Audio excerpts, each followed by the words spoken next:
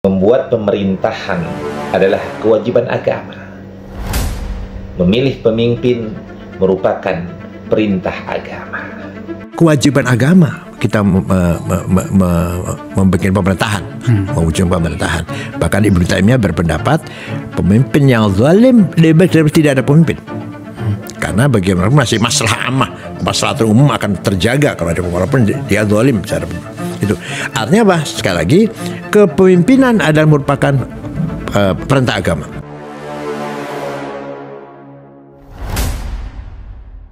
Assalamualaikum warahmatullahi wabarakatuh. Bismillah, alhamdulillah, wassalatu wassalamu ala rasulillah Sayyidina Muhammad ibn Abdullah wa ala alihi wa ashabihi wa mawala. La hawla wa la quwwata illa billah. Rabbi shrah li sadri wa yassir li amri wahlul 'uqdatam min lisani yafqahu qawli. Selamat berjumpa kembali di AJ Dakwah TV. Semoga kita semua senantiasa diberikan kesehatan dan keberkahan oleh Allah Subhanahu wa taala. Amin ya Allahu ya rabbal alamin. Di video kali ini kita akan membahas sebuah pernyataan yang sangat menarik yang disampaikan oleh Profesor Dr. Kiai Haji Said Agil Siraj, di mana beliau mengatakan bahwa membuat pemerintahan adalah kewajiban agama. Kewajiban agama kita membuat pemerintahan. Sekali lagi, kepemimpinan adalah merupakan perintah agama. Memilih pemimpin merupakan perintah agama. Pernyataan ini beliau ucapkan adalah ketika beliau diwawancara oleh Bapak Akbar Faisal dalam sebuah acara podcast, yakni Akbar Faisal Ansansar, di mana ketika beliau ditanya di malam masalah tentang kepemimpinan atau memilih pemimpin, maka beliau mengungkapkan bahwa pemimpin di dalam Islam itu sudah diatur. Bahkan di dalam Islam itu ada ulama-ulama yang secara khusus menulis, membuat karya berkaitan tentang masalah konsep pemimpin di dalam Islam.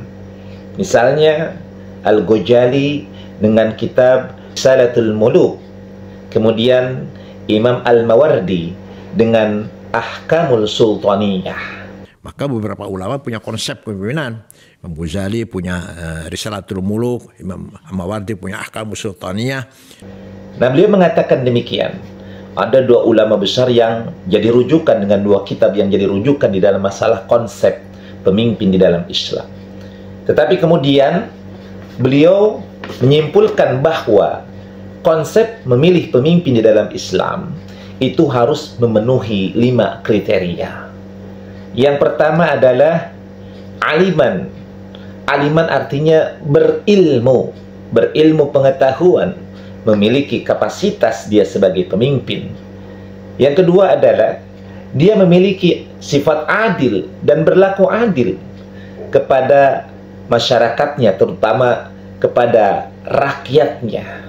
Jadi jangan sampai kemudian memperlakukan rakyatnya secara zalim. Lalu yang ketiga, konsep seorang pemimpin adalah jahidan, artinya juhud. Dia tidak rakus, tidak tamak terhadap harta, sehingga terhindar daripada korupsi dan hal-hal yang akan merugikan masyarakat atau rakyatnya. Lalu yang keempat, seorang pemimpin adalah saliman jism, harus sehat fisiknya. Sehingga dengan sehat fisiknya ini, maka seorang pemimpin mampu kemudian terjun, turun kepada masyarakat-masyarakat seluruhnya, terutama kepada masyarakat-masyarakat yang di bawahnya, yang di grassroots-nya. Dan yang kelima adalah konsep pemimpin di dalam Islam adalah bahwa dia kharijan, artinya memiliki keberanian, seorang pemberani. Nah, ini yang disampaikan oleh Kiai Said Agil Siraj. Mari kita lihat video lengkapnya dalam cuplikan video berikut ini. Secara garis besar, pemimpin harus pertama berilmu, punya kapasitas, berilmu pengetahuan. Ayakuna aliman. Yang kedua, ayakuna adilan. tunjukkan sikap yang adil, kebijakannya yang pro rakyat lah, yang pro. Yang ketiga, ayakuna zahidan, zuhud, tidak rakus. Malah diberi contoh di situ seperti Umar bin Abdul Aziz contohnya. Dan kemudian salim al-jism, sehat fisiknya. Tidak boleh pemimpin yang tidak sehat pemimpinnya, yang apa fisiknya. Dan kharijan, berani. Harus berani pemimpin itu, nggak boleh orang yang penakut. Sebagaimana kita ketahui bahwa negara kita sudah memiliki seorang pemimpin, yakni Bapak Presiden Prabowo Subianto. Nah, kita berharap sebagai seorang Muslim bahwa kita memiliki pemimpin yang sudah memiliki 5 kriteria tadi. Kita berharap bahwa Pak Prabowo ini adalah seorang aliman, seorang yang memahami, memiliki pemahaman, memiliki pengetahuan yang mumpuni di dalam ilmu pengetahuan. Ilmunya mumpuni. Dan kalau kita lihat, Pak Prabowo ini adalah seorang yang sangat luar biasa, yang sangat suka membaca, yang sangat cinta dengan ilmu pengetahuan. Jadi kalau kita lihat syarat pertama, Bapak Prabowo ini sudah terpenuhi syaratnya. Lalu yang kedua, yang harus jadi pemimpin bagi kita, yang mudah-mudahan ada pada diri Bapak Prabowo Subianto adalah adil. Artinya pro rakyat. Mudah-mudahan Bapak Prabowo ini pro rakyat. Nah, kalau kita lihat tindak lanjut atau bagaimana yang telah dilakukan oleh Bapak Prabowo Subianto ini, itu sangat luar biasa. Terlihat dengan adanya memberikan makan yang bergizi kepada anak-anak sekolah. Kemudian beliau melakukan berbagai macam kebijakan-kebijakan. Dan tentunya kita menunggu kebijakan-kebijakan yang pro rakyat, bukan hanya untuk pro terhadap kelompok tertentu atau masyarakat tertentu, tetapi kita tunggu Bapak Prabowo ini akan berlaku adil kepada semua kalangan, terutama adalah rakyat Indonesia, karena kedaulatan ada di tangan rakyat, dan kedaulatan itu diberikan kepada Bapak Prabowo Subianto sebagai Presiden Republik Indonesia yang kita cintai ini. Nah, kita lihat, mudah-mudahan Bapak Prabowo ini mampu berlaku adil.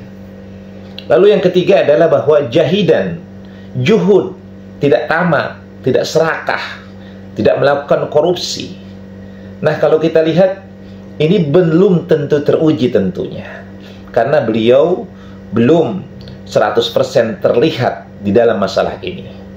Tetapi kalau kita lihat, banyak kebijakan-kebijakan beliau, terutama adalah berkaitan dengan bahwa menginginkan para koruptor-koruptor itu mengembalikan uangnya kepada masyarakat yang nanti dipergunakan demi kepentingan masyarakatnya.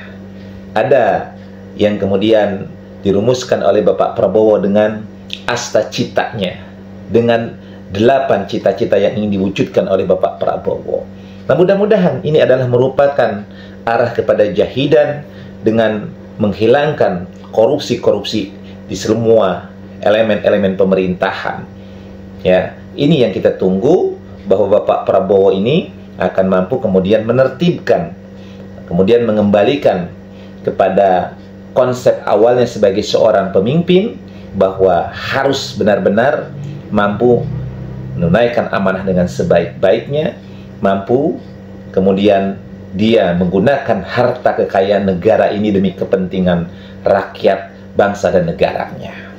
Lalu yang keempat adalah saliman jism. Kalau kita lihat, walaupun usianya Bapak Prabowo ini sudah tua, sudah lumayan, ya, tapi beliau masih memiliki fisik yang cukup luar biasa. Nah, kita doakan mudah-mudahan Bapak Prabowo diberikan senantiasa oleh Allah Subhanahu wa Ta'ala kesehatan.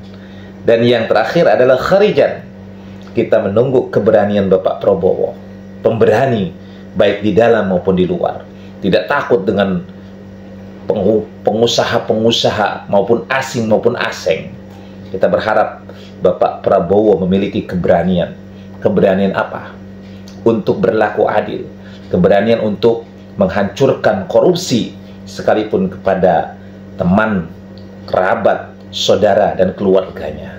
Kita tunggu bagaimana aksi daripada keberanian Bapak Prabowo Subianto. Nah, inilah teguran yang dilakukan oleh Kiai Said Agil Siraj yang seolah-olah menegur Bapak Prabowo Subianto agar Bapak Prabowo Subianto mampu menunaikan 5 hal tadi. Jadilah seorang pemimpin yang memiliki kapasitas, memiliki ilmu pengetahuan. Jadilah seorang pemimpin yang adil. Jadilah seorang pemimpin yang tidak tamak, tidak serakah. Jadilah seorang yang memimpin, yang sehat, yang menyehatkan bukan hanya dirinya, tetapi menyehatkan masyarakatnya. Dan itu sudah terbukti. Bapak Prabowo memberikan perbaikan-perbaikan gizi kepada anak-anak yang masih sekolah. Dan jadilah Bapak Prabowo Subianto, seorang yang pemberani. Nah, ini teguran yang merupakan nasihat dari Kiai Said Agil Siraj ini, mudah-mudahan akan diwujudkan oleh Bapak Prabowo Subianto. Mudah-mudahan video ini bisa memberikan inspirasi dan manfaat. Allahu muwaffiq ila aqwamit thariq. Assalamualaikum warahmatullahi wabarakatuh.